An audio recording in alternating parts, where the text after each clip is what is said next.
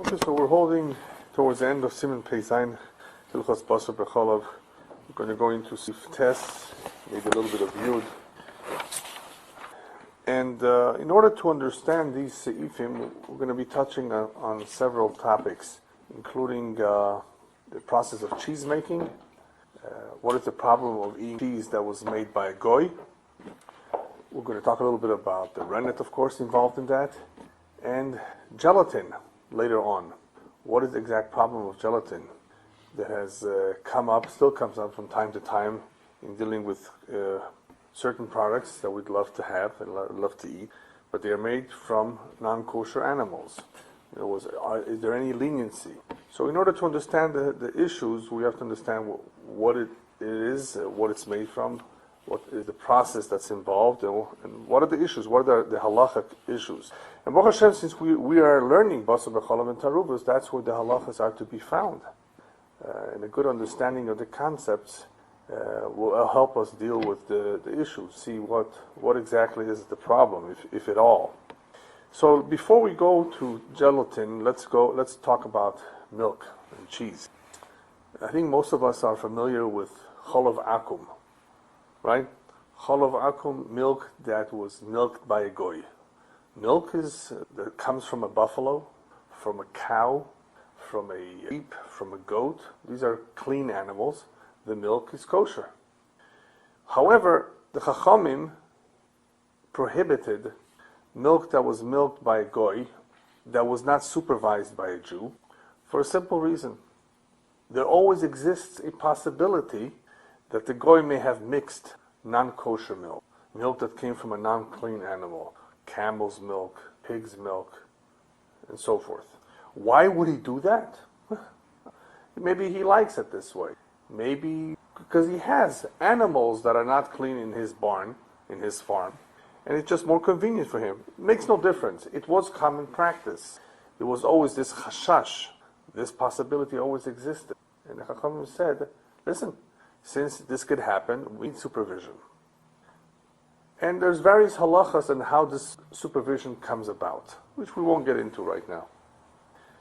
The question, however, is, today in the United States, or in certain countries where the government is very strict about mixing, about having a product that is not pure, about putting in all kinds of milks or all kinds of mixtures that are not necessarily something that people would want to drink without their permission, that is.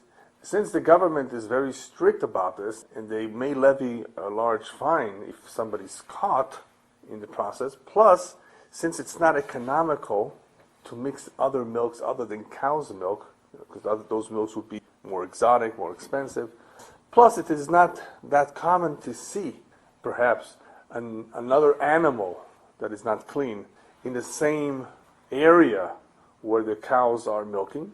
Because of all these possibilities, would it make it any easier? Did the Chachamim have in mind these circumstances too? In other words, what the Chachamim said, is that a gzeira? Is that a decree? Or it's a chumrah? Well, if it's a decree, you just can't undo a decree. A decree remains a decree forever, regardless of the situation. But if it's not a decree per se, they only meant it because of the problems that may exist. Well, what if those problems do not exist? What if it's almost impossible that there should be a mixture with a non-kosher milk? In other words, with milk from a non-kosher source, then perhaps they were not machmir. They did not intend to be machmir in such. So it's a little bit unclear. So we have poskim of the past and in the present, in other words, in the recent times, that said that it's not a real gzeira. And if in fact you are satisfied that there is enough protection out there, either by government control or because the companies would be very, very fearful that they may get sued or caught or fined if in fact they go against the law. If you have enough of let's call it enough of a protection, enough of a protection from that possibility, from that ever happening, then you can rely on the milk being what it says it is, cow's milk.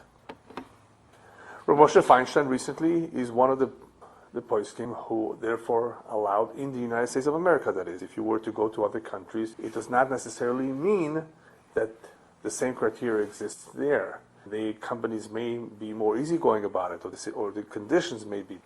But it is true that in the United States of America, as of today, in the past 40, 50 years, it's been like that companies are pretty consistent. We haven't heard of an incident, I believe. They found a mixture. It's not economical. It just doesn't pay. They would not want to do something like this, other than the other reasons that were mentioned, the fines and so forth. So it's not really shayach. So why not permit chalav stam, as it is called by some, or chalav akum, as it is called by others, non-Jewish milk, if the prohibition really does not apply? Unless, of course, you're to say, listen, the Chachamim said flat out, no is no. And obviously some hold like that. Now I hear that the fourth in Yeah. favor of that Yes. is that the standard of the Gemara Yes. is a very low standard. If I recall correctly, a child sitting where Right. it could over, although it's turning its back to Sure, the sure. goy. Exactly. That's But part of if it. it were to turn around, he would see the goy, and Sure. that makes the nervous. Yes, that's correct. And I think the argument was that this kind of nervousness by the goy, if that's the effect, also accomplished Sure. through the government's vision. So you're right. Yeah, because the standards appear to be somewhat easy, right, in the Gemara, as to what the requirements are for it to be permissible for us to drink. Obviously, when you have that in combination with other halachas or other criteria that make it very, very remote, that a guy would actually make non-kosher milk, we would allow it. The standards by which the grape juice being Yes. pressed to wine is stricter. Well, of course, yeah, that's a whole different ball game. Wine is different, completely. Yeah. So you actually see in the Gemara standards Yeah. itself a difference between. Oh, sure. Yeah, here it's more of a chashash, very specific chashash, for something that may not really occur, and usually does not occur, but may occur. And the Chachamim were, of course, concerned about that. Well, the question is, was it a real gzeira or not? So anyway, so there is a heter. There's definitely a heter if you want to be lenient in a country which has high standards, where the situation is as such that it's very unlikely that chalav tameh be mixed in chalav tohar. You can have that. Now, In Mexico, the case. no, not necessarily. No, Europe for sure not. I know that in Europe there have been cases in the past, at least they've mixed. Maybe not in an industrial scale, but if you were to go to a farm, there's stories of somebody once commenting to the owner of the inn where he used to stay regularly, would travel. Oh, the coffee tastes great today. So she tells him, yes, that's because I put pig's milk into it. He was shocked. Yeah. So obviously this would happen. Otherwise, they wouldn't have made this issue. So maybe you have to be careful whether it's in what circumstances. Yeah, of you're course. using. It all depends on the circumstances. Now, I've heard states that can you actually see the United States, because of the degree of super you would call stam milk normally, chalav Israel. They call it chalav Israel because it also fulfills the same standards. Not if you ask a Lubavitcher Chassid. Well, that's for Yeah, sure. no, because That's there is an opinion in some circles that if a Jew was not involved at all, then it's actually not good for your neshama. That's a whole different story. Yeah, all right, yeah. So it depends who you ask, yeah. The company Yes. only applies to mass. Well, that's where you have all these conditions that make a strong case for this milk being. The question is in local markets and things. That's what Ilan was saying. If you were to be in a farm, maybe the halacha would be different, Bed obviously. and breakfast. Yes, it could be. Yeah, sure. Exactly. Bed and breakfast. All right. So anyway, so we have an issue with milk that the Chachamim addressed. What about cheese? We are going to see that cheese is asur. Cheese that is made by a goy is asur, but not necessarily because of the milk. The milk can be chalav Yisrael, but the cheese that's made by a goy is still asur. And before we get to the reasons of why the cheese is asur midrabanan, of course, the Chachamim said that cheese in itself would not have the problem of chalav akum. It was the problem of milk being taken from a non-clean animal, that would not be the issue. Why? You can make chills out of it. Because you can't make cheese from an unclean animal. Cheese, the way we know it to be, can only be made from a clean animal. And the same is true with butter. You see a bar of butter, it's almost 100% made from cow's milk. Can I have it? You can have it as far as chalav akum is concerned, because there's no chalav akum there, but there may be additional kashrus issues associated with the butter. There may be. There's no chalav akum, or there's no chalav? Thank you. There's no chalav, I meant to say chalav tmeya. Yeah. Yes, thank you. There would be not a problem with the butter as far as the milk, the source of the milk being from an unclean animal, because you would not be able to make the butter in the same way you would not be able to make the cheese from an unclean animal. However, there may be other issues associated with the making of any product that may be 100% kosher. It could be the machineries being used for other products. Yes, just the machineries alone. Who knows what else they're processing in the same machines? It could be what they put on top, a layer of oil or something to smear it, or who knows, all kinds of things that they put into it, preservatives that may not be 100% kosher. But as far as chalav from an unclean animal, we're not concerned that was the problem. In other words, that would not be the issue. And that is why you can be lenient with butter as opposed to cheese, which we will see is a different category in itself. So what is it about cheese? Actually, before we go to cheese, there's one more product out there that not everybody's machmir on, and that's called powdered milk. Mm-hmm. Powdered milk did not exist in the time of the Chachamim. Some say the Gzera didn't apply to that. Some say, but wait about chalav akum, yeah. But wait a minute, they say, what's the difference? It's in powdered form, it still comes from milk. So there are some who are machmir, there's some who are not machmir with powdered milk. Okay. Cheese. So to understand a little bit of what cheese is, let's go through the process of cheese. I was going to bring a video, perhaps we'll do it another day, of how cheese is made.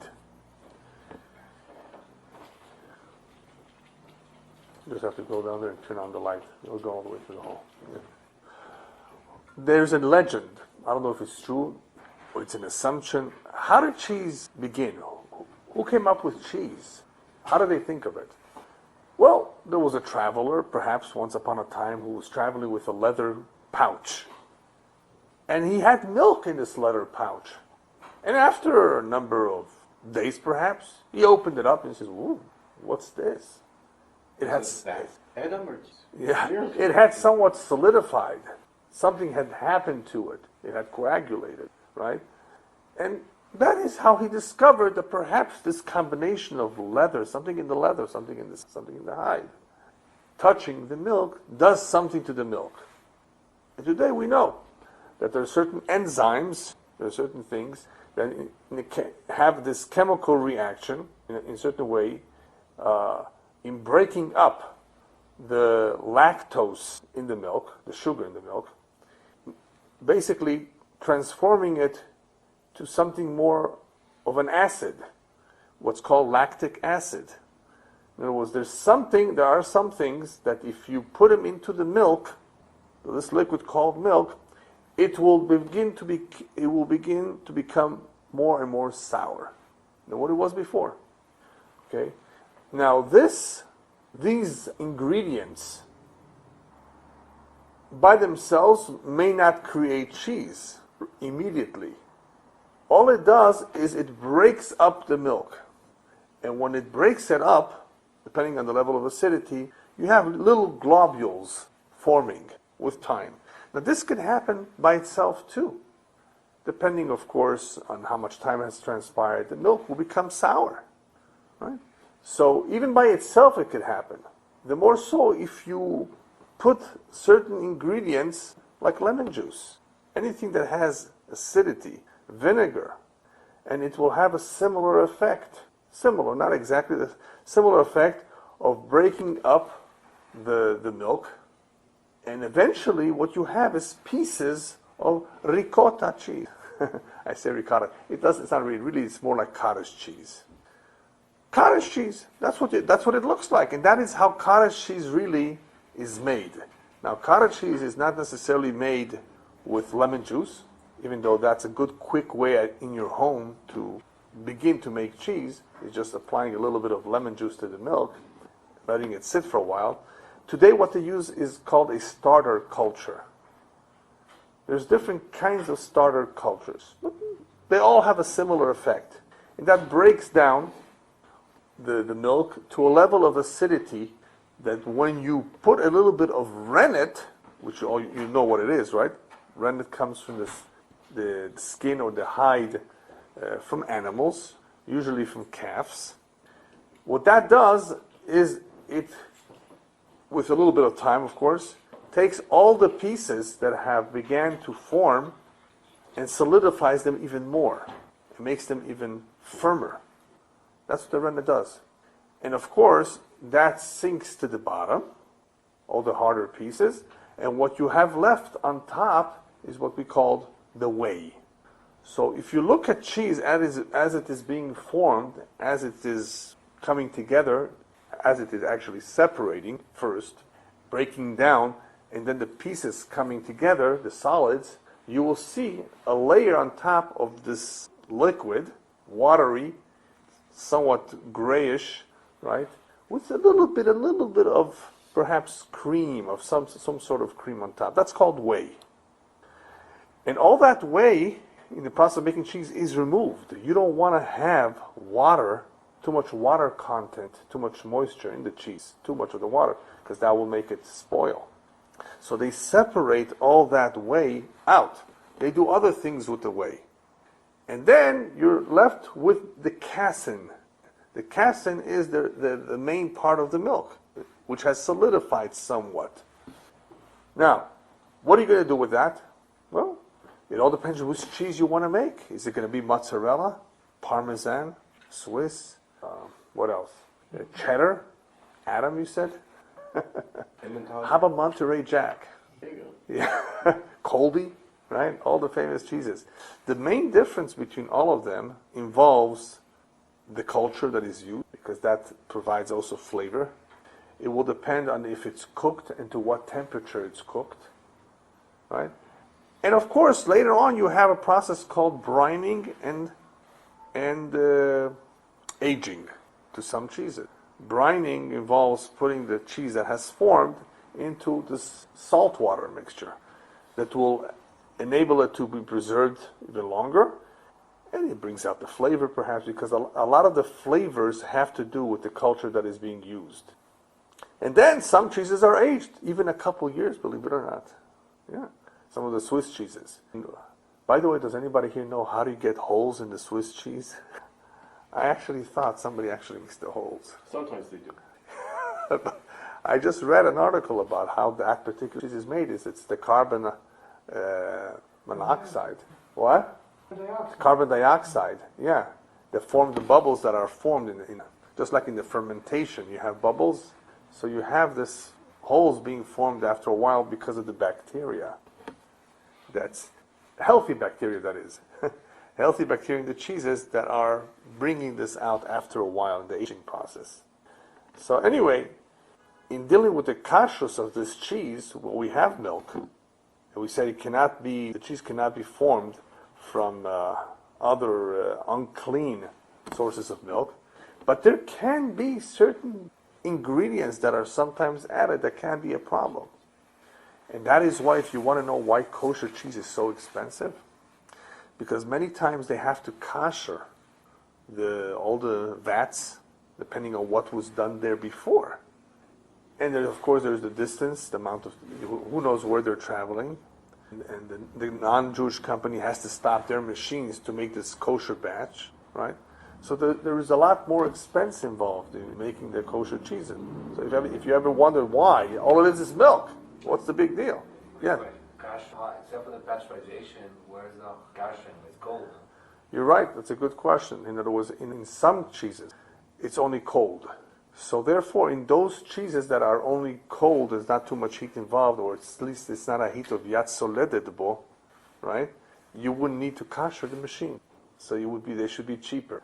So when you're dealing with soft cheeses where there's no rennet involved, soft cheeses is like cottage cheese, or even some of the yogurts, sour creams, except yogurts have a different problem with the gelatin. With the soft cheeses, usually they're not heated. What's your name? Tzvi. As Tzvi mentioned, that's called cold process or soft cheeses. There wouldn't be a problem with the kashering. So they would save themselves all of that. But with the hot cheeses like mozzarella does involve a process where after the cheese has solidified, it's going down, it's in the pieces, they take it and they heat it up again. And it's the heating process that, of course, at a certain temperature that allows it to become elastic, stringy.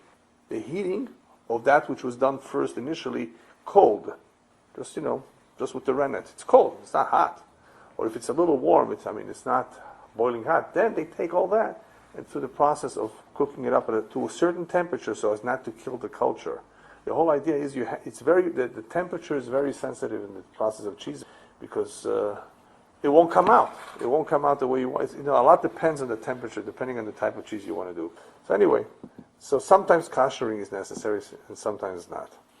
But there can be certain ingredients that are not kosher in the process that I saw that they add later on. At times, certain cheeses they have. Anyway. Kept warm during the process. Yeah, right, yeah. Now, in making the cheese, there's not a problem of basar b'chalav. Even if rennet is used, rennet coming from meat. Let's say kosher meat right now. Why isn't there a problem of basar b'chalav? And all of this is a good introduction for what we'll be learning in the next seifim. Either because it's such a small amount, you're right? The rennet amount, you'd be surprised how much little rennet you need for 1,000 liters of milk. You'd be surprised. It's a couple ounces. It's nothing. It's what? It's necessary. What do you mean? Without the rennet, No. I'm not sure if that's what he's saying. Let's go ahead. Say it again. the need some cheeses will not be made without that. Therefore, Therefore, it's a process. Therefore, if it's intrinsic to the process. Therefore, why should it be? Oh, okay. So you're right. You can read your mind, I guess. Anyway, that's what we'll be talking about in Sif Yud Aleph.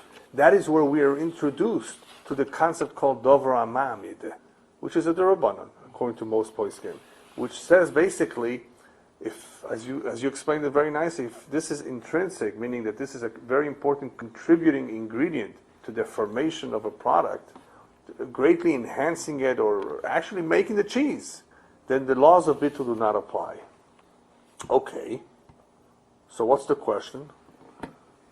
Basar b'chalav is a different problem than davar amamid. Right. Very good. And I'm going to get back to it. Right? Now let's deal with the question of davar amamid. When is davar amamid a problem? When the mamid is an usher. It's a shtik nevela. Yeah, but usually One second. No, now you're saying something else. But let's say we're talking about I just slaughtered an animal, I slaughtered many animals, I have a storage full of hides of kosher animals. Are these going to be davar amamid? Of course, they're going to be davar amamid, of course, but are they going to be usher because davar amamid? No, it's a kosher animal. There's no isser in that davar amamid. It's a kosher piece of hide.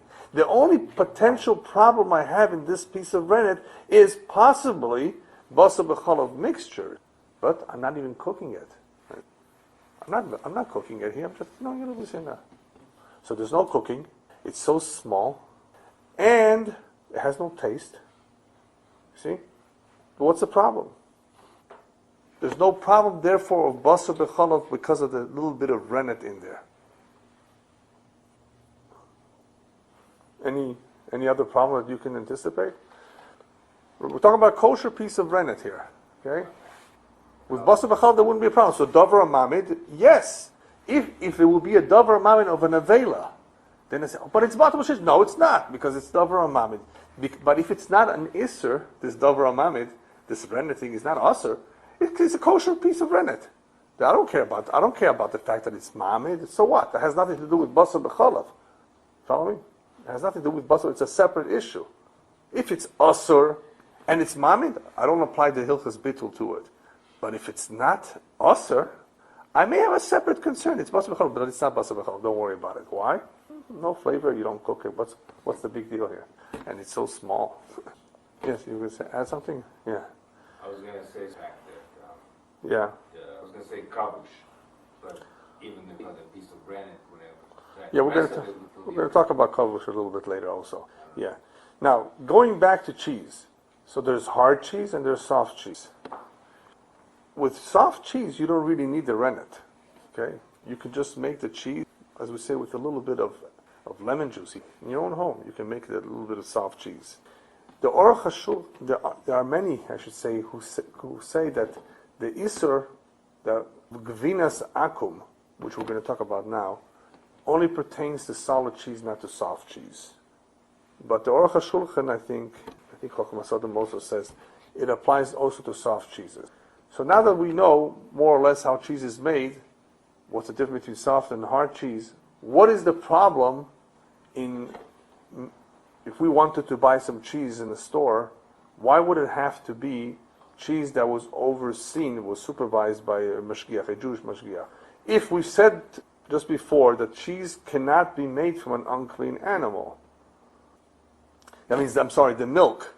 The milk cannot come from an unclean animal. What could be the problem? Well, very simple. The problem could be that they put rennet, which some cheeses are made with, and actually the majority of cheeses are made with rennet, and this rennet came from a non-clean animal. Very simple. And then you have all kinds of issues, including davar amamid, beseder. So what's the problem over here? So the milk is cow's milk, but the formation of the cheese came about through rennet, which is from a non-clean animal. Now, when we say non-clean animal, by the way, it does not necessarily have to be a pig, even though they use quite a bit. Especially in Europe, in Europe they use rennet made from animal hide. Dafka, whereas in America they don't, most of the time I think the majority of the time they don't use that kind of rennet. Today you have all kinds of rennet, artificial rennet. You can even make cheese with certain plants, certain herbs, certain grasses. So what's the problem? So the Chachamim said, you know what? Givinas akum, if you look at Yore Deah Chelek Beis, after the halachas of Cholam akum, you will find that additional food items that the Chachamim prohibited for us to have. Bishul akum, you're familiar with, right? If a goy cooks certain foods for you. And here you have gvina. What's the problem with gvina? It doesn't come from an unclean animal. No. It's possible they made it with rennet. But what if I know they don't make it with rennet? Can I be lenient, like I was with milk? Then I know for sure that the United States companies do not mix any camel's milk, pig's milk, donkey milk into the cow's milk. Can I be as lenient? The halacha is no. For some reason, in cheese, it's more chomer. Why? Because by cheese, it appears to be a gzera. And what's the gzera by cheese? That however they make it, it should be usher, because they may make it with rennet. And since they can be made occasionally with rennet from an unclean animal, in other words, from a treifa, from a nevela or whatever, because even if it's a cow, I left out this detail, even if it's not an unclean animal, even if it's a cow, but it was not slaughtered correctly, ritually, it was shot, right? It's still a nevela. You can't have rennet from a nevela. So because they can and they do make cheeses from that, the only way cheese made by a goy, your favorite cheese made by a goy, can be kosher is if a Jew is watching the process. And the shach comes along and adds, this is not over here, this is the shach in Chelik Beis Yore Deah, the shach says he actually has to put it inside too. I think he's the only one. There may be one more policy that says that the Jew actually has to put the rennet inside the milk. Today, they don't do it manually anymore, they have machines that put the rennet in the milk. So the shach would say, you got to press the button. You got to make the machine put it in. So even though the cheese is being made with non-animal rennet, right? You know, some people are, even non-Jews, are sensitive to anything that comes from animal, derived from animals. What do they call them? Vegans or whatever, and they want nothing to do with animals. And this cheese is 100% not have any, it has no animal content in it, no animal ingredient. Still, for us, the cheese would be usher to eat, midirabanan, that is, by rabbinic decree. We know the milk is fine. It's not the milk. It's the cheese being made by a goy because they sometimes make it with rennet. Therefore, under all circumstances, the cheese would be usher. Yeah, go ahead. The rennet comes out. Yeah, that's what we're going to be seeing in the next seif. Where does the rennet come from? The actual rennet. Yeah, we're going to talk about it. How did it come about? How was it discovered? Okay, so we went through the process of cheese making. So I wanted to give you an idea of really how it happens and how it is formed. The various kinds of cheeses, of course, vary somewhat, but they all have a similar process. You don't really need rennet, but apparently if you have the rennet, plus you have a certain level of acidity in the milk through some sort of starter culture or some other form, it will happen faster and it will happen better. You will have the better cheeses, the harder cheeses. If you don't put the rennet, you can still have some sort of cheese, but it won't be the same. Today you can buy rennet, little pieces, artificial rennet. If you make your own cheese at home, you just put a tablet in and make your own cheese. Yeah. Well, no, it's not from an animal. Yeah, just some sort of bacterial kind of rennet. So that would be a plant, no? Yeah, some sort of plant. Yeah. I mean, all of this is the ingredients. Well, I'm assuming that most things that we buy should have a hechsher because we don't know how they were made 100%. But if you happen to know that all it is a pure ingredient of some sort of organic matter, then it should be okay. Yeah, it usually does. Yeah, yeah. Non-animal. Yeah, yeah. Apparently, I mean, we always worry about the cash. We always worry. Yeah, exactly. So if there's no question about the equipment, that's all they make. Some companies make other things, but if that's all they make there, and there's nothing there, then you would be able to, you would be able to buy it and use it. Yeah, obviously, what would be best to do is to contact a kashrus organization that has done the research already and say, yes, we don't have our hechsher on that product, but we know it's 100% okay. They can tell you that. In Mexico, for example, the community has a list of products that they've checked out. The company doesn't want to pay for the shgacha. So does that mean we can't have it? No. If it's on a list, that means they've checked it out and it's okay. You can have it. Tortillas. That is a good example. Lime tortillas, not flour tortillas. It's been checked out. There's nothing to it. Flour tortillas, they've discovered that some of them have lard. So you don't want to buy the flour tortillas without hashgacha. But the regular lime tortilla, there's nothing there. It's just made from corn, corn flour, and lime. That's it. The water. There's nothing. There are no other ingredients that would be a problem. Now there are times that you're looking at 100% pure orange juice. Now, what could be the problem? You never know. You never know. The filters that remove the pulp have a non-kosher ingredient to them, and they could be chametz too. 100% oranges. What could be wrong with 100% oranges? And that's all they make. And there's only orange juice in those vats, in those machines. But it's the filters. You're going to say it's batul b'shishim? Yeah, but we're not going to be lechatchila. We don't buy something that is batul b'shishim. We don't. Some people may be lenient with that. That's another question. It's a question involving of bitul isur lechatchila.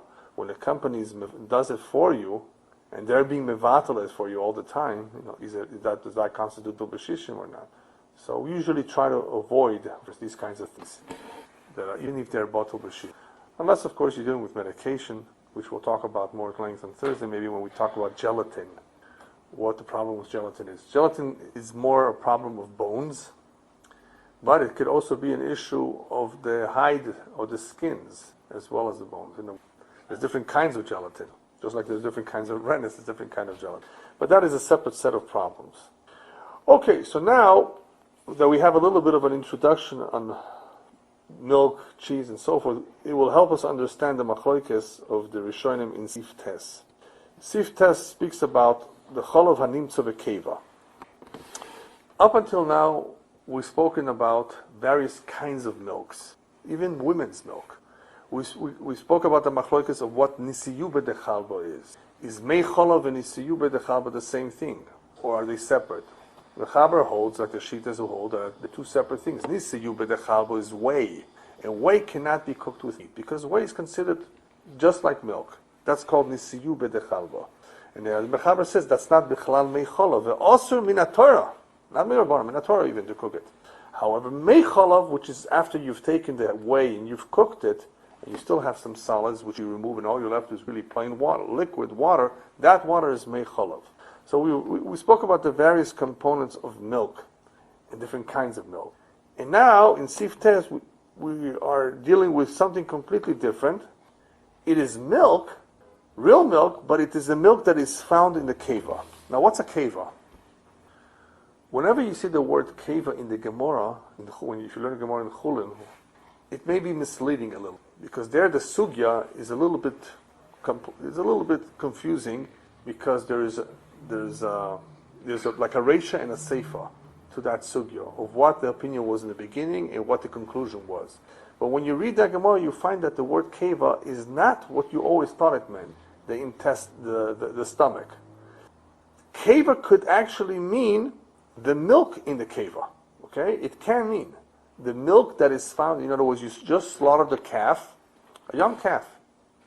And in one of the stomachs, there's several of them, right? In the last one, the fourth one I believe it is, you find this liquid, this white liquid. That's called chalav in the keva, or can be called keva too. What's the status of this chalav found in the keva? Now, where is this chalav coming from? It's not in the udder. The udder is what produces milk, right? Which has a separate halacha. How to prepare udders if you want to eat udders for dinner. This chalav that you find in the keva is the calf took the milk from its mother. A couple hours ago, this calf had some milk. And that's the chalav that we're finding in the keva. What's so unique about this chalav? Well, in the inner lining of the keva, of the real keva, of the stomach, there is some ingredient that breaks down this chalav in order that it could be digested. Right, an enzyme of sorts that actually breaks it down. And if it's within a few hours from the time it had the milk, you will see not what appears to be real milk. It's going to be even yellowish. Not what it was originally, because it's breaking down. And Hashem made it so that in order for this calf to be able to digest its mother's milk, there's within the lining of the stomach, there's some enzyme that breaks down this milk. That's where they take the rennet from. They've discovered, this is what it does to the milk. Let me take a piece of that and throw it into milk. Yeah, that's what rennet is. Now, you can take rennet from various other places too, but that's where this comes from the inner lining of one of the stomachs. So the question now is, okay, what is the status of this chalav? Chalav animtza bekeva. Eino chalav. The Mechaber holds like this shita that this is not real milk. It's no longer real milk. And I think the Radvaz says on this, on condition that it didn't just have its milk half an hour before it was slaughtered. In other words, some time has gone by, obviously. If you know it just had it, then probably this milk is still pure milk. But if it was several hours ago, the Mechaber holds like the shita, the chalav animtza bekeva eno chalav u'mutar levashel bo basar. You can even cook it with meat. Afilu betzolul shebo. Tur b'shem rif v'rambam. V'yesh mishe oiser. Who's that? Toises, V'rosh, Rabbeinu Tam, Rashba, Ran. V'chen lo yagid. The Ramah says. Now, we have a klal in the Mechaber, by the way. Whenever the Mechaber brings down V'yesh mishe oiser, what's the halacha? He brings down the halacha, then he says Yesh mishe oiser. The halacha is like the stam, like the first opinion.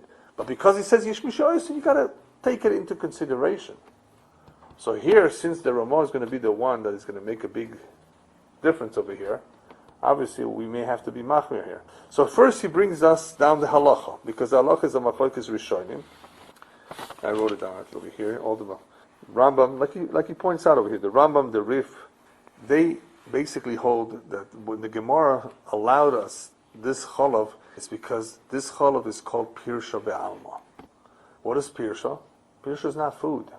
It is no longer food. It started off as food, but because of its breaking down, because of this enzyme in the inner lining of the stomach, it is no longer food. It's no longer food. It's no longer chalav. no problem. You don't have the Isur Basar B'Chalav. However, the question really is, did the Gemara mean that it's Pirsha whether it's in liquid form or even if it's already solidifying? Because after a while, this milk, this liquid, really begins to become korush. Korush means it's become curdling already. Very good, curdling, like cheese. It's no longer in its liquid form. So that is not so clear. So the Rambam seems to be saying that it makes no difference. And not only does it not make a difference, even if this animal, this calf, got its milk from a treifa. A treifa. You know that milk from a treifa is not kosher. If you know that this animal is treif, you can't have its milk. Even if this animal, this calf, got its milk from a treifa, this milk right now is a pirsha be'alma. So according to them, pirsha means it's not food, and it's okay. Rashi says that this is like real milk, makes no difference if it's, let me see, was the one that made... Yeah, Rashi I think says that there's no difference whether it's in liquid form or if it's curdling. It's the same thing. Rashi is the one is the more machmir here. He says regardless, it's real milk.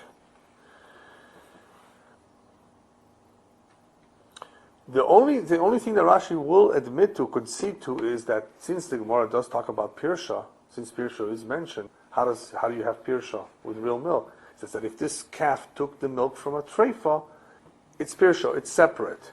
In other words, it's separate from the treifa. It's not a part of the treifa. I think that's the only point that he concedes, that's the only nafkamina that it would be, where he says pirsha may make a difference, like you say it's pirsha. Yeah, but he says it's still milk as far as basar b'chalav is concerned. And then you have Rabbeinu Tam that makes the chiluk between solul and korush. That if it's in liquid form, then obviously it's like milk. But if it's already curdling, it's totally something completely different. I think the words that are used over there is completely nishtaneh, nit'akel. It's completely digested. It's completely changed its form. Therefore, it does not pose a problem. Yeah. I don't know if any of the Rishonim know the enzyme, stomach, it's making milk into cheese. Right. How do they deal with this problem? I want to say curdling cheese. Well, curdling is just the form or the shape that it takes in the stomach. They're not saying that this is cheese. No. No, because that's how you make it. You just said that. You're right. It's very similar. But here it's semi-digested, and that's why they're calling it pirsha. Semi-digested, and it has actually changed. It's become yellow, and it doesn't even look. What's interesting about this is that the shach. Is it the shach? Yeah. There are some poskim who say yes, okay, very good. That's how we paskin, that it's pirsha b'alma. But wait a minute, there's a maris ayin problem here. There's a maris ayin.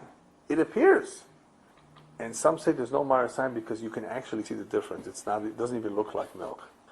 So that has to do with the fact that it's really digested. I mean, that's what is happening in the stomach. The milk is being digested and it's turning into something else. How does the problem then? You've just slaughtered a calf, and you found in the stomach, you found some challah, digested milk. Can you have it with? Can you mix this with your meat? But then it double way of looking. It's not clear how. Well, it is edible.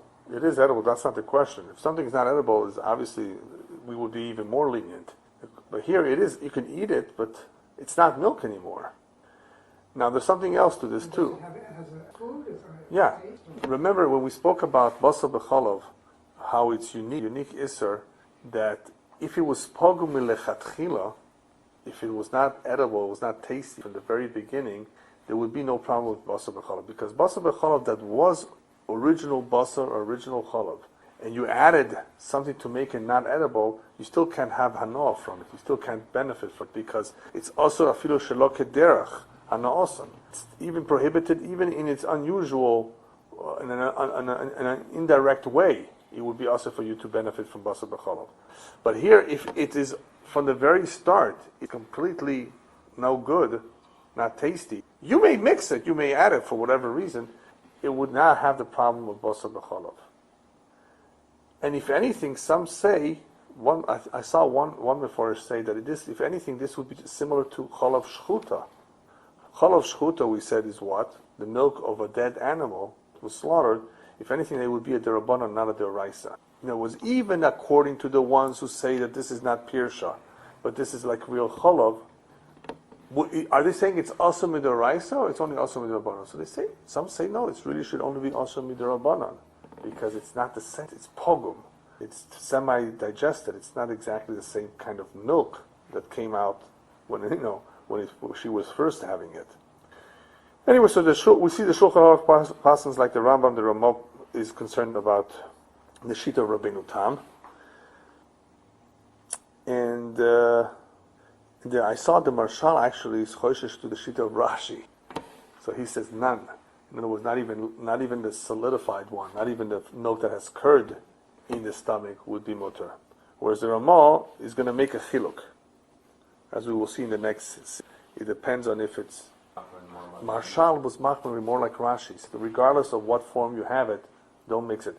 Now, what the difference would be with all these shitas is that even the Ramah would tell you, even though I'm machmir, behefsed meruba b'shas atchak, if something happened, I mean, obviously you can be somewhere, you can be lenient. We pass him like the Rambam, like that shita. So even though he's lenient, it's important to know that he's not. He doesn't say completely that it's usher. That he would, under certain circumstances, if there's a big loss, he would say not to be machmir. I saw a quick primegodon that says that if it would be a behema kevas tmeya, it would be usher. If this milk were to be found in the keva of an unclean animal, because the machoik is only concerned the keva of a clean animal. That's all. But in other words, even though she's a treifa, we say it's pirsha. But in other words, it's not food. But if it would be in the cave of an unclean animal, obviously that would not be. There would be no heter. Yeah. I wrote down here that there is still an issue of maris ein. The Shach brings it down over here. Chochmas Sodom also says that. But in reality, we hold that since it's so different, if you look at it, it's so different, doesn't look like the real thing, that it wouldn't be a problem of maris ein. Maris ein is only when it resembles the real thing. And even the Shach said that under certain circumstances, you may not be able to have it with meat, but you can cook it. If for some reason you were to cook for some medication, this product, there wouldn't be a problem. Even if you held it's also to have it, to eat it. I'm saying when the question is there marit ein or not, there would be maybe perhaps marit ein not to eat it too, but to cook may not be such a big problem because obviously the whole thing is not really usher. So anyway, that concerns regular cholov that's found in the keva. However, as we will see Thursday, Mitzvah Hashem, if it's cholov hanimtza bekeva shenimlach bekevasa, that's already a completely different halacha. What is the problem with cholov hanimtza bekeva shenimlach bekevasa? So maybe just for a couple minutes, I want to give you an introduction of a few concepts, and then we'll continue on Thursday the actual seif. In order to understand seif yud, you need to know a little bit of hilchas Melicha. Because here he's talking about cholov hanimtza bekeva shenimlach bekevasa. So you have taken the keva and you have salted it, like you would ordinarily salt any meat to extract the blood. Now what's the problem with that? Okay, so here's just a few concepts, and we'll continue Thursday. One concept we learned in Hilchos Taaruvot already is called kavush kemevushal. Remember kavush? Just mentioned that earlier. Kavush means literally soaked. When you put Isser veheter together in the same jar, full of even water, after a number of hours, in this case 24, guess what? The Isser will be maflit its flavor into the heter. So even though they were not cooked, the Chachamim tell us kavush kemevushal. Not for basar b'chalav. We said basar b'chalav has to be real bishul. So there's no kavush kemevushal legabe basar b'chalav for the Isser, right? But Isser and heter together in the same swimming pool, in the same water for a number of hours, especially overnight, 24 hours, that's it. It's a problem. It becomes completely asur. In the same way that you have... why did we have to? I'm just saying Isra and Heter. Isra and Heter... If we had to choose. Yeah. Now, what if it's not water? What if it's in vinegar, in seer, as we know in Hilchos Arubas? You don't even need 24 hours. What would you need? You would need enough time for them to cook, for the water to... If you were to take this and cook it on the fire, on a flame, within 5 minutes, it would start boiling, right? And by the way, some places say that this is a medium fire. Obviously, if you put a big fire, it may cook fast. Medium fire, medium flame, the tzir is roteach. So if they're soaking in brine, the tzir, soaking in some sort of liquid that is very, very hot, you don't need 24 hours. It could be actually within a few minutes. Now, that's one concept. The second concept is meliach keroteach. In the same way that we see that kavush can succeed in having a flavor of the isur penetrate the heter, meliach keroteach, when you have two things that are salted together, the salting process creates a certain heat, which enables the isur to enter the heter, the tam. How much? Well, as we learned in Hilchos Taaruvot, it would depend if it was fatty or if it was lean. Remember, fatty and meat and lean meat. The fatty one gets in and it asers the whole thing. Lean is only kedei klipa. Comes along the Ramah in Hilchos Melicha, that is, and tells us, oh, but we are not such experts in what is fatty and what is lean. Guess what? The whole thing is aser regardless of what kind of meat we're talking about. But because it could be that it was not fatty, you still have to take off a klipa. You would still have to take off the klipa, right? Regardless. In other words, when would you have to take off a klipa? Because if you had shishim in kavush or in melicha, you wouldn't have the problem. The only problem is when you don't have shishim, right? Always. Shishim, whether in kavush. If you had shishim in kavush, it's not a problem. If you had shishim in meliach, it's not a problem. But because there's a possibility that this meat is not fatty, the shishim won't help you. You will still need to remove a kedei klipa. So melicha is kereseyach, and it has a similar effect because of the heat, of allowing the tam to enter it. Now there's an interesting question of how much do you have to have, how much time has to go by in melicha for it to be, what? 15 minutes. For it to do its job. How long does it take for Melicha to do its job in regular blood, for the blood to come out? About 18 minutes. Right, 18 minutes to half an hour.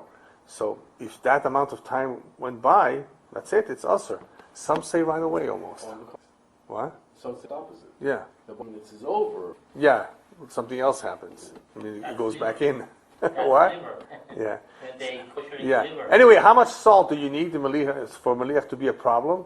So some say you needed like the real amount of salt that you use to extract the blood to completely cover it. Then salting is a problem. Some say even if it's enough salt that you would use just for roasting, for tzli, for barbecuing, that would also be a problem.